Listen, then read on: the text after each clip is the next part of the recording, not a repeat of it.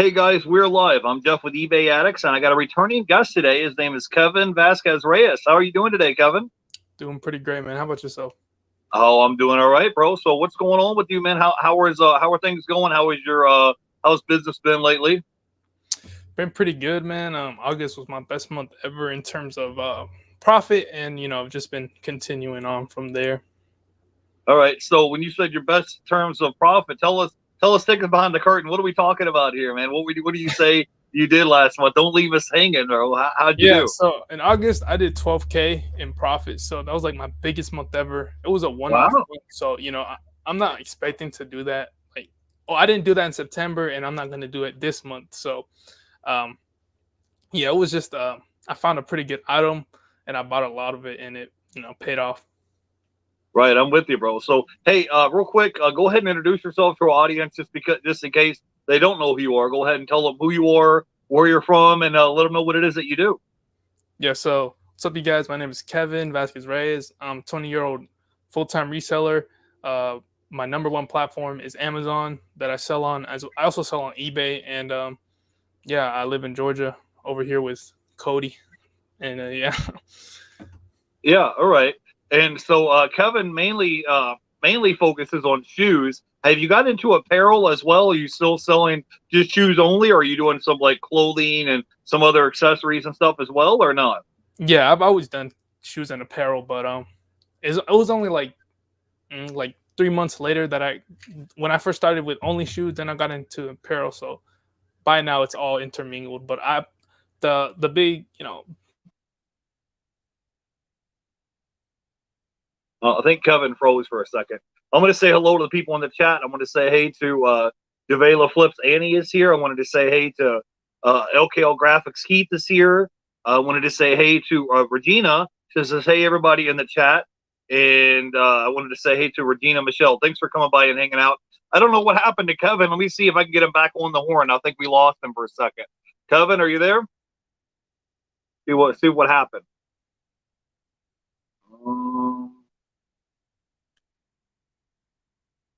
Kevin. Hey, Wendy, and I wanted to say hey to Frugal Monster eBay. Hello. I don't know what happened to our guest. He was just here a second ago, and then he just froze up. I think we lost him. I'll see if I can try to send him a message on Instagram or something. I'll be right back.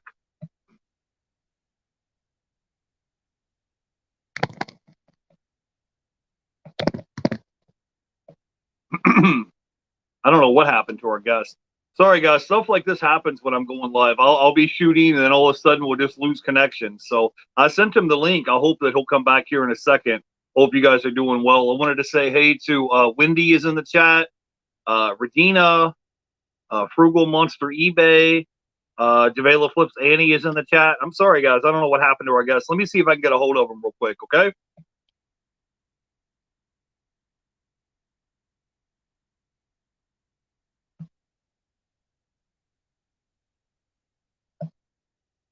Oh, we lost him. We lost our guest. I'm trying to figure out what happened to him.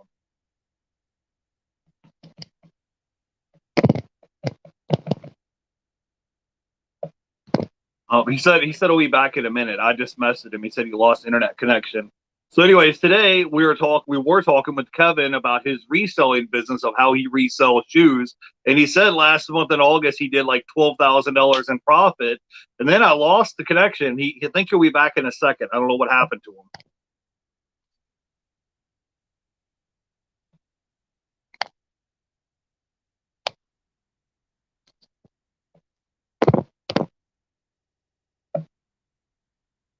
I don't know what happened to the guy. See if I can find out what happened here.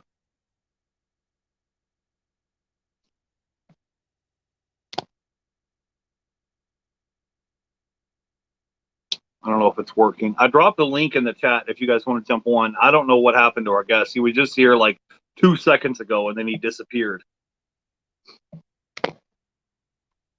All right.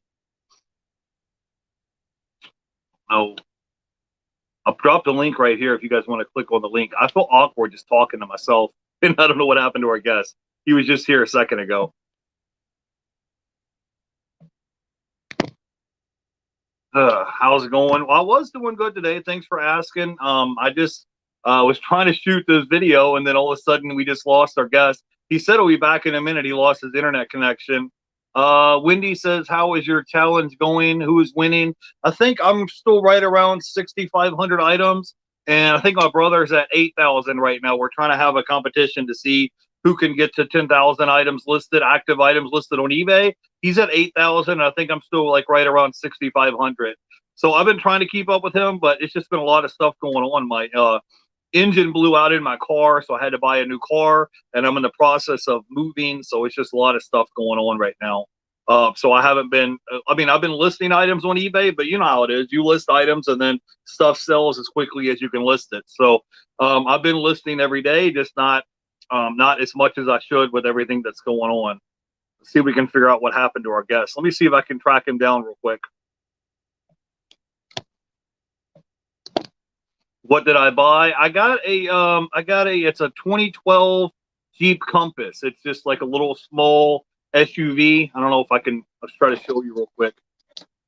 See if you guys can see it. You guys can see it outside right there. It's not nothing fancy. It's just like a little four-cylinder SUV, and just try to get you from point A to point B. And I like it because I'm not like cramped. I'm not like in a little small car where I can't move around. So it's okay. It's not super great on gas, but it's just like a little four-cylinder car.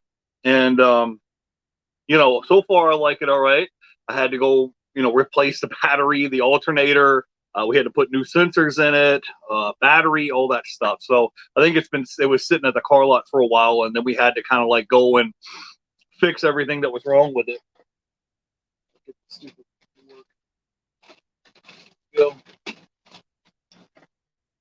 Oh, thanks, Regina. I appreciate it. Our guest is back. There he is. What's going on? Yeah, All sorry right. about that, man. Technical I difficulties. apologize, guys. When we're live, sometimes things like this happens. I apologize.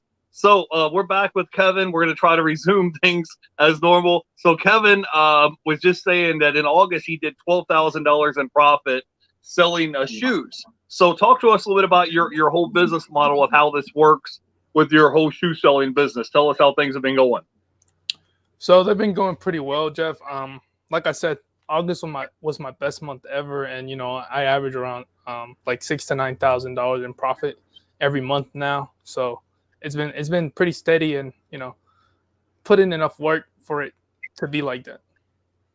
Okay, and now tell people, where are the places that you go sourcing at to get these shoes? Because if somebody's getting started and they're like, I don't know where to go to get started, I don't know where I need to go, give us the info. Give us like the update of what we need to do. Yeah, so I go to discount stores as well as outlets near me. So I go to Ross, Marshalls, and Burlington. I mainly buy shoes there and clothing without the box. Well, shoes without the box, clothing, you know, it's normal. It's gonna be new. And at the outlets, I get the shoes with the box most of the times, and that way I can send it into Amazon. So we're talking like Adidas outlet, you know, the big brands, Nike, Adidas, Under Armour, sometimes Puma, as well as Converse. Okay, and so when you're there, what is it that we're looking for? So we went to Ross, went to Marshalls, because Kevin does all this mainly selling new shoes. Most of his shoes are new in the box. So when he gets home, he doesn't have to do a lot of cleaning. He doesn't have to do a lot of testing. You just pull them out of the box. You take photos of them. I guess I'm assuming like on eBay, you'll take photos of all around the different sides of the shoe, maybe the tag, the tongue, the bottom of the shoes, and then you post them online, and then you're good because everything. There's not a lot of cleaning. There's not a lot of testing. It's like, oh, he pulled them out of the box, takes photos of them, posts them, and then when they sell, you box them up and ship them. So tell me a little bit about how this goes. How many days a week do you go sourcing? Yeah, so recently it's been cut off. So before I would go to like 3 to 4 days out of the week. This month it's probably only gonna be two days out of the week. Most of the times I'm in my house editing, you know, also buying items online. So it has been cut a little bit significantly due to just bad inventory or not enough good inventory out there right now at the stores. But yeah, if it was better, I'd be going out way more. Well, part of it is a supply chain. You know, there's a lot of if you guys don't know, there's a lot of these container ships sitting out at port, and they haven't been offloaded. And then I heard that some of these factories where they actually make the shoes have been shut down because of the lockdown and the virus in other parts of the world. So the places that usually would make them off the assembly line or in the factory, if the factory is shut down, it's not going to be as plentiful because they're not making them. So tell me, man. But talk to me a little bit about how things have been the past 3, 4, 5 months since we've had you on last. How has your business been overall? Go ahead and tell us what's been going on with you. Yeah, so before, I was averaging a little like $8,000 to $10,000 a month on Amazon. 30% of that would be profit for me. That's my average. But these last couple of months I've been hitting 15, 20. That on August I had 30,000 in sales just on Amazon, not including my eBay store. So Yeah. It's been increasing because the amount of money I've been spending as well as the amount of shoes I've been buying, that's increased, as well as now my sales numbers increased as well. Put in more work. Yeah. Well, and it sounds like the key to this is you being ungated in Amazon. So you're selling majority of your sales are on Amazon, and it's like I tell you guys all the time to reinvest your capital back in your business, and it's going to snowball and it's going to grow. But also buying the right kind of inventory. So when you're at a place, let's say you're at Ross, you look through the shoe section. How do you determine if you pull the trigger and you buy this item or you pass on it? Because I think that's one thing a lot of people are going to struggle with. They're looking at the price tag and they're like, okay, I know I could potentially buy these pair of shoes for $20 and sell them for $100. The reason why I said $100, guys, because on eBay, if you sell athletic shoes for over $100, you pay zero fees to eBay. So that's why I'm just using that as an illustration. So how do you determine if you want to buy these pair of shoes or if you're like, nah, I'm going to pass? And how do you look at it and say, okay, these are good selling shoes. I need to go in on them and buy 10, 12, 15, 20 of them and just clear the shelf. So talk to me a little bit about what goes through your brain when you're looking at these deals. So with stores like, the discount department stores like Ross, Marshalls, and Burlington, I only go there for the clothing. But with the shoes, I look them up with the style code inside of the shoe. Look at the sell-through rate on eBay, see how much they're being listed at. Sometimes it's my intuition when I'm like, I think these shoes are going to sell good. And, a lot of times they don't have comps, they haven't even sold on eBay. And, my intuition is, I would say, okay. Sometimes it's good. The item works out. Sometimes it doesn't. But most of the times I'm going to be relying on the data from eBay, the sell-through rate on the shoe, as well as how much I'm paying for it. If I'm paying $100 for the shoe and, it's selling for like $300, that's an automatic call for me. But in turn, if it's it's a $20 shoe selling for $60, that's still good. So it really all depends on the buy cost as well as where I'm getting it from, because this is one of the main reasons I like Amazon a lot. I mean, not a lot better than eBay. I have a better profit margin on eBay, but one of the main reasons Amazon is been so good for me is because I go to the like outlet stores and I can buy more than one pair of shoes there. So usually it's 10 at Adidas, 5 at Nike. At Ross, they're very one-off. So like you're only gonna find one pair of that shoe at that one Ross. You're not gonna be able to have 5 of those same pair of shoes, 10 of those same pairs of shoes, and take them home and buy. You're gonna have to go to another Ross, find it there again. Sometimes it's not even there.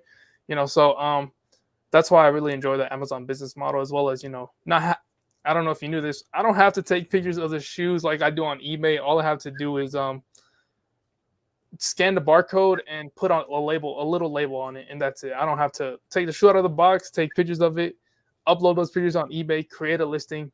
All of that's already done on Amazon. All I have to do is basically, I still have to list it. So all I do is list the item and then send it in. Right. When you send it in, do you have to do anything else to the shoes? Do you have to put it like, do you have to like put it in like what is, you have to put it in like a plastic bag, or do you have to do anything else to it? You just put a label on it, but is there anything else you have to do to it?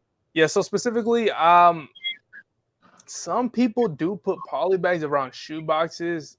I don't. I just put a rubber band around the shoe box so like it won't open or anything like that.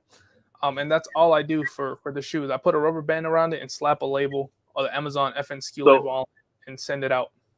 So Kevin, you like the middleman basically, right? So the people go online on eBay or Amazon and order the item. You don't even have to take photos of them. You said you just scan the barcode, you put the style code in. And what I like about it is you said you can order 10, 15 of them at a time, and you would just punch in quantity of 10 in the listing, and then you would send all of them into Amazon and just wait for them to sell through. And then once they sell through, you would go out and take that money, go buy more shoes and do it again, basically, right?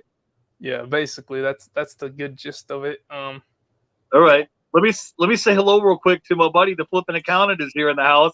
He says the Nike shoe flipping god. Hey man, Justin, we appreciate you coming by and hanging out with us today. I wanted to give him a shout out. I wanted to give a shout out to the flipping sports guy is here. I want to give a shout out to Regina, LKL Graphics, and Devela Flips Annie is here. And I wanted to give a shout out to Wendy is in the chat. And the Frugal Monster eBay is here. So if you guys have questions for our guests, drop it in the chat. So I have some questions for you, Kevin. What advice would you have to somebody to help them get started? If they're on the fence, because you just said you made 12, because Kevin's only a 20-year-old kid. He's not, if he can do it at 20 years old, you guys can do it too. That's why I bring on all different variety of guests from all across the country, all different ages, races, religion, that are all do have a different business model. And if Kevin's doing this at 20 years old, you guys can do it. You heard him just say that he did $12,000 in profit in the month of August. So you guys can go out here and do it too. So what advice would you give me, Kevin, to kind of help me get started? If let's say I'm like, hey, I heard what Kevin had to say. I like selling shoes. Give me some more information. So I would tell you to first do your research on, what business model you want to pursue, whether it be eBay or Amazon. I would recommend you start with eBay first because it's a very entry level, low barrier to entry. Where you can just go to the store yourself, buy some Nike shoes, list them on eBay, and ship them out to the customer. As in terms with Amazon, you need to get ungated, a whole bunch of stuff that you have to do first on Amazon before even being able to, sending your first item or getting your first sale. So yeah, do your research on the business model or platform you wanna sell on. Have a little bit of money, that you're gonna be putting into your business because you can't go into a business $0. I mean, hey, some people do, but you don't want to go into this, with like $0 and expect to start making $20,000 in sales every month. So get a little bit of money, start going to the stores, spending it.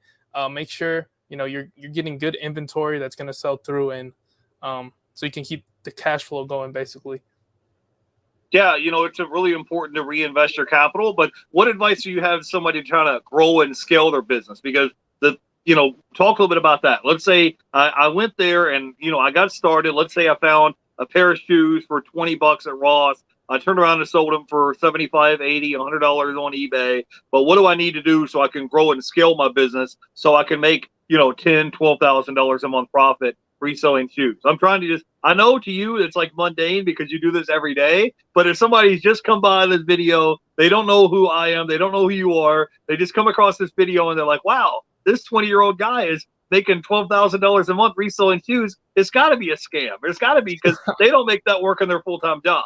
So they're going to be like, no, that can't be true. It's got to be a scam. It's got to be a ripoff. So tell us what do we need to do as far as trying to grow and scale their business? Because it sounds like a really easy business model. You go to Ross, Marshalls, Burlington, you go to Nike outlet, Adidas outlet, you're buying products that are brand new, still in the box. You don't have to do a lot of cleaning. You don't have to do a lot of testing, and you're just buying them at a lower price and reselling them at a higher price. But if I wanted to grow and scale my business, what would you tell me if I just hit you up on Instagram and I'm like, hey, Kevin, I saw you on eBay Addicts channel.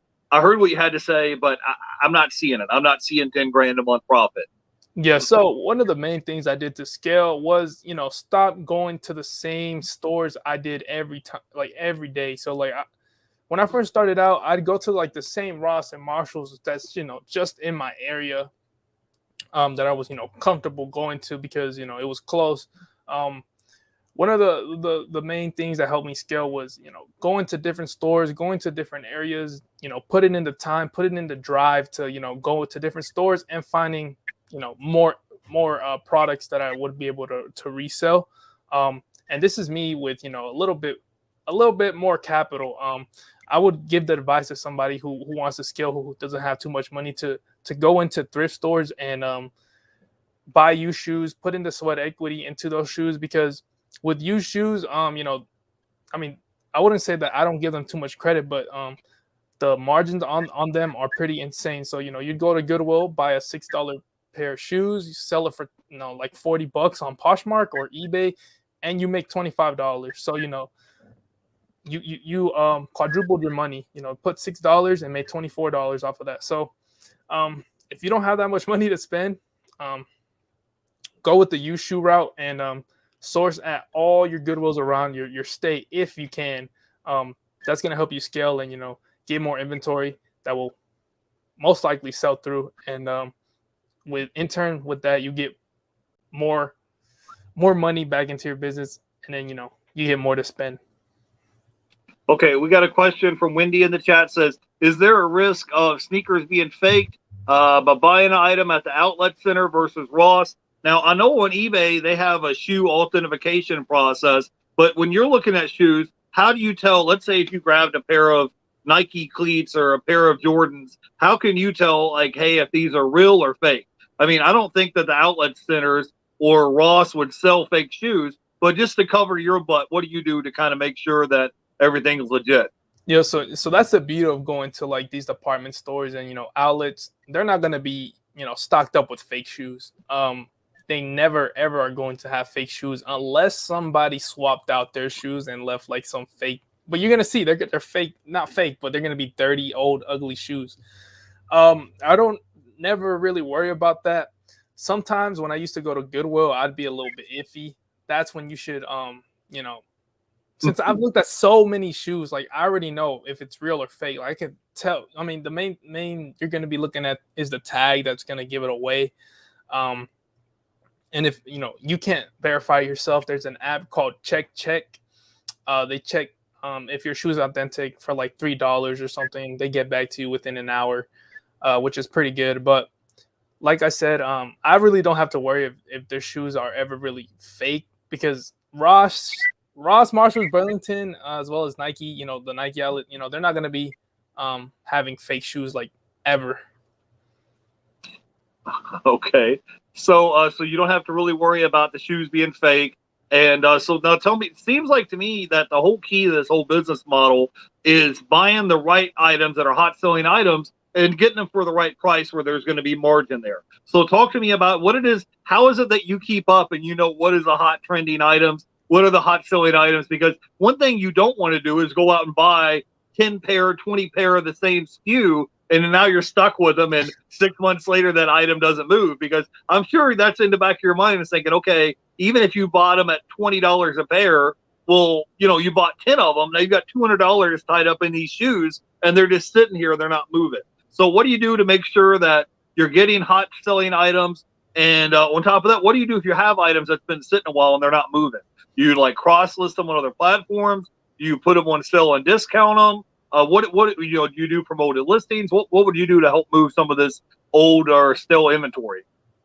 Yeah, so with the first question, I do follow a lot of resellers on Instagram. That's one a good thing to do, because a lot of times people are going to be finding stuff in different states, and sometimes some states get stuff earlier than others. So I'm gonna give you an example with some Nike Elite soccer shoes. They're $250 retail, high-end Nike soccer shoes. They were at Marshalls for $25. They first started popping up, I think, around Florida, Texas, California, and I was like, wow, these people are finding this shoe, but I haven't found this shoe. So like what's the deal? I'm like, and in the back of my mind, I'm like, maybe it still has to come to my state. It hasn't arrived yet, so I have to be on the lookout for these shoes. And a couple of weeks later, the shoes started popping up, and those shoes you easily can make around $100 of profit per shoe. So it's something like following other people, seeing what others are finding is a great tool in order to find like hot selling products, as well as sometimes you're in the stores enough where you see the items constantly popping up, so you know if they're good or not. So like if I go to this Ross, one shoe is there that I bought, and I go to another and it's there too, I'm gonna buy it again. So um, it's just about following other people as well as being in the store yourself. All right, cool. We got a question from Frugal Monster eBay. Says, hey, does Amazon take shoes without the box? No, I would not recommend you send any shoes without the original box and their original original tag on the box, Okay. because customers who get them are gonna, they're gonna think they're fake. So, yeah, I really don't. I mean, So, per Amazon policy, you could do that. You could send in, like, if I bought a pair of shoes from Nike shoes from Ross if I bought a new pair of Nike shoes at Ross, put them in a replica box, like a little cardboard box. It looks exactly like a shoe box, and send it to Amazon. Amazon says that's 100% allowed. But if a customer gets them and they're like, "What is this?" They're gonna think they're fake. They're gonna return the shoe and they're gonna give you a bad review. So I would not risk that. But just buy shoes with the original box for Amazon. That's what I do. Now, I got a quick question for you. What do you do with price tankers? Because I know if me and you, let's say if both the shoes are coming out, let's say I'm in Florida and you're in Georgia, and we're both buying the same shoes and we're both selling them for around the same price, but I need to make my money back. So instead of having them listed for 100, maybe I'll list mine for $75, $80, and I start tanking the price. And then you're sitting here kind of like sweating bullets because you bought 20 pair of them and they're just sitting here in your inventory and they're not moving. So how do you deal with price tankers, people that go in, they'll buy up the market because they're selling the same exact product as you, but they're trying to undercut you? How do you deal with that? Yeah, so it depending on the shoe, if it's like a hot seller, a good seller on Amazon or even eBay, those low ballers are gonna sell out quite quickly. So with that particular item, I would just wait. For example, if you tank the price, I would just wait for you to sell out, because you're gonna sell out. And if it's with like some items that tank, like once one seller tanks the price, all the sellers tank the price. So if it was that case and I did want to sell through that item, I would have to tank the price as well, just because I don't want my inventory sitting. And some items move a little bit quicker than others. So it all depends. But like I gave you those two scenarios, I would have to price tank if everybody else price tanks. But if it's just like 2 or 3 people out of like 6 sellers, I'm not really too worried. Okay, cool. Now, I want to talk to you real quick about Amazon because, that's one thing. When people are on eBay, it's a cool thing about it. All you need is your eBay seller app. You can go by and start scanning barcodes, and it's just arbitrage. You can look at the item on the shelf and say, hey, these pair of Nike cleats are selling here for $20. And, oh, look, here they are on eBay for, $75, $80, $90, $100. And all you're doing is just buying low and selling high. But on Amazon, you're going to be gated in certain categories. So talk to me a little bit about what your journey was like getting ungated in these certain categories on Amazon, and maybe you could give people some tips or tricks or advice to help them out with their business. Yeah, so with the ungating process in categories and brands on Amazon, you're gonna have to find a distributor or a wholesaler. Buy 10 products of that categorized item or brand. With those items, you're going to get an invoice with them. You're going to have to take a picture of the invoice, submit it into Amazon, and Amazon's going to either accept it or not, which most of the times they do accept it if it's a legit distributor or whatever, So with that process, I was a little lucky getting into it, my Amazon journey. I was in a Discord group, and, they provided all that type of knowledge to me. One of the best, I would say, ungating websites or wholesalers to use is Frontier Co-op. You can basically get it used to get it ungated in grocery, topicals, beauty, toys, whole lot of categories. So with Frontier Co-op, you could just pay $10 to have an account with them, and then you buy the product, you sell it at a loss sometimes, most of the times, just to get ungated in that brand in that category or brand, whatever, because at the end of the day, you getting ungated in those categories is going to be well worth, whatever you're losing in the long run. Okay, awesome.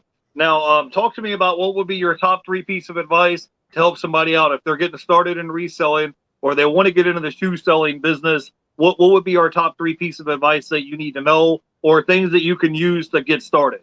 Yeah, so I would recommend you guys, anybody that wants to start, reselling, anything, is to do your research on whatever you want to start reselling. So with me, I started with shoes. So I looked up YouTubers who were selling shoes, like specifically at the discount department stores like Ross, Marshalls, and Burlington, as well as Goodwill, used shoes. I looked at Hustler Hacks. I looked at Ryan and Lindsay. Sorry, they were great sources, and with that, I basically got the ball rolling. So I did watch them for a little bit, and what I do want to say is, don't get into analysis paralysis where you're just consuming content, you're just consuming research, and you're not going out and actually putting the time in,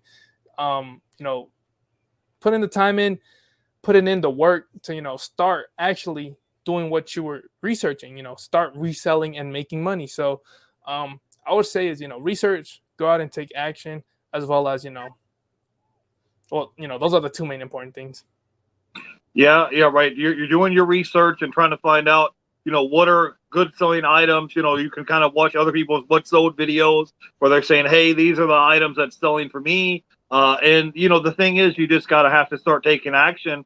And there's a learning curve, just like anything else. The thing is that bothers me. People was like, well, I don't want to make any mistakes. I'm like, okay, well, then just stay in your house and lock the door and don't ever come out. Like, you're alive on this planet. You're gonna make mistakes. You're gonna mess up. But that's how you learn. So it's not the end of the world. Like I said, if you go in and let's say you bought a pair of shoes for $20 thinking you were going to sell them for 100 and 6 months later you still have those pair of shoes. Well, guess what? Those shoes, like, they didn't like expire. It's not like it was, it's not like it was a gallon of milk or a carton of eggs or something. It didn't expire. It's still in good shape and there's still equity in that particular item.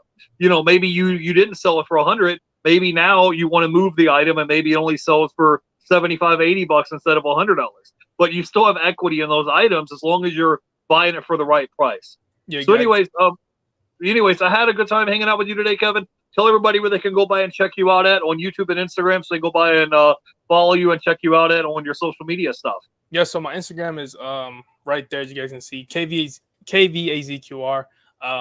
If you have any concerns, anything you want to message me, I answer back to all my DMs, or at least I try. And my YouTube is Kevin Vazquez-Reyes. I post reselling content on there. Also, Jeff, one of the main points that I wanted to add, sorry, if I'm adding a little bit more time here, is, reach out to people. Like, if you're a beginner reseller, reach out to me, reach out to Jeff, anybody you can to, start getting your questions answered, or that if it'll help you get into do whatever you need to do, go ahead and do it, as well as surround yourself with people who are doing what you're doing. So that greatly helps out when starting out, as well as when you're a little bit deep into the game.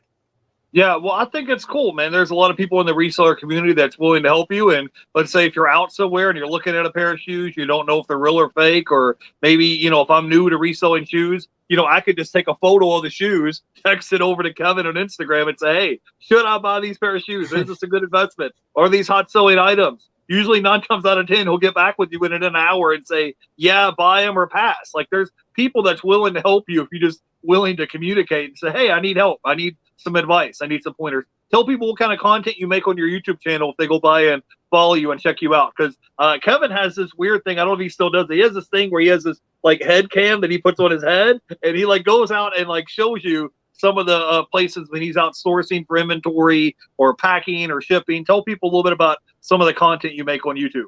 Yeah, so on YouTube, I film my packaging process. So when I sell a pair of shoes or whatever, I put on my head strap. Now it's a neck strap, so it's attached to my neck. And I record everything, the whole process, how I tape the shoes, how I, modify the box and all that, and how much profit I made, where I picked it up, everything. So I do those types of videos, as well as I go out, go out to the stores and show you guys the shoes that I'm buying, I'm picking up, as well as the shoes that are out there when I'm out there. So those are I go out and source with the camera basically, and then I also make best flip of the month videos. So I make my top 10 sales of that month. I make a video on them, and yeah, that's the main type of content you'll be seeing on my channel. All right, guys. Yeah. So yeah, go ahead and follow our buddy Kevin. We're trying to help him get to 1,000 subscribers. All the links are going to be down below in the description below in the video. You go by and follow him on YouTube and Instagram. Kevin, do you have any final thoughts of words of wisdom that you can leave us with for today? Nah, Jeff, I think you took them off from me, man. All right. Well, the Kevin told you guys, if you need help, don't be afraid to reach out and ask for help. If you don't know what you're doing or you need help, it's okay. Just reach out and ask somebody. If you want to go reach out to me or Kevin or Renzi or whoever, and just reach out to them and say, hey, I'm having an issue with XYZ. It could be customer returns. It could be shipping. It could be sourcing. There's a lot of people that's been in the same exact shoes that you've been in before. So I just want to give a shout out to the people in the chat. Frugal Monster eBay says he subscribed. I want to give a shout out to LKL Graphics Keith this year. Jelly RB013 says, can you give a shout out to my friend Nick Gurr? There, I just did. I want to give a shout out to the Flippin' Sports Guy and Regina for hanging out with us today. And Wendy is here. I want to give a shout out. And I want to give a shout out to the Flippin' Accountant. If you guys haven't got a chance, go by and follow and subscribe to the Flippin' Accountant. And so I hope everybody has a great day. And I will see you guys on Thursday. I have a brand new guest. His name is Jiggly Thrift. So he'll be here, and you guys can come by and hang out with him. Till then, you guys have a great day, and you guys go ahead and follow our guest. All the links are going to be down below in the description below. You guys have a great day. We'll catch you later. Bye, everybody.